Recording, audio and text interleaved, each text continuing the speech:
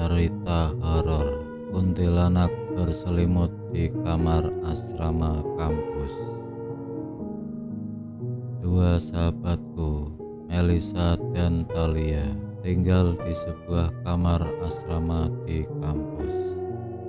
Pada suatu malam, Melisa pergi makan malam bersama dengan kekasihnya untuk merayakan hari jadi mereka yang pertama. Sedangkan Thalia hanya menghabiskan waktu di kamar untuk belajar menjelang ujian tengah semester minggu depan. Saat Melisa kembali dari kencannya, semua lampu tampak mati. Melisa pun tidak menyalakan lampu kamar karena takut akan membangunkan sahabatnya yang sudah tertidur nyenyak.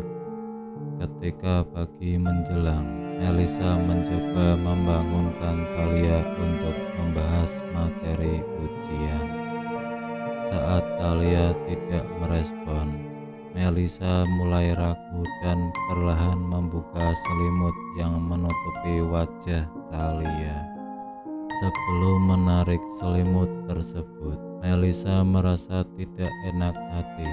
Tiba-tiba jantungnya berdetak sangat kencang dan pikirannya kacau. Melisa hanya ketakutan menemukan sahabatnya sudah berubah menjadi pucat, lengkap dengan bibir biru dan tiba-tiba jatuh ke lantai dengan keadaan kaku. Sebelum Melisa membuka selimut Thalia, dia memperhatikan meja belajar, melihat buku-buku sahabatnya yang berantakan dan penuh dengan tulisan.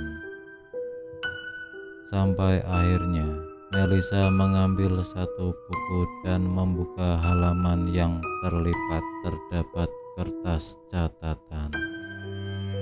Dalam catatan tersebut tertulis, "Mel, hari ini gue harus ke rumah sakit. Nyokap gue masuk rumah sakit. Sorry enggak kabarin handphone gue ngedrop." Setelah membaca catatan tersebut, Melisa terkejut. Matanya seakan tidak mau lagi melihat ke arah sahabatnya yang tertutup selimut tersebut. Akhirnya Melisa harus memberanikan diri melihat siapa orang di balik selimut itu. "Thalia," panggil Melisa. Tidak ada suara yang merespon. "Thalia, sumpah ini tuh gak lucu sama sekali," ucap Melisa dengan nada ragu dan kesal. Respon seseorang dari balik selimut. Mendapati respon seperti itu, Melisa mendadak yakin bahwa sahabatnya sedang usil ingin membuatnya ketakutan. Dengan sekuat tenaga, Melisa menarik selimut tersebut dan melemparnya ke lantai. Sayangnya, sosok yang tidur di atas tempat tidur itu bukanlah Thalia.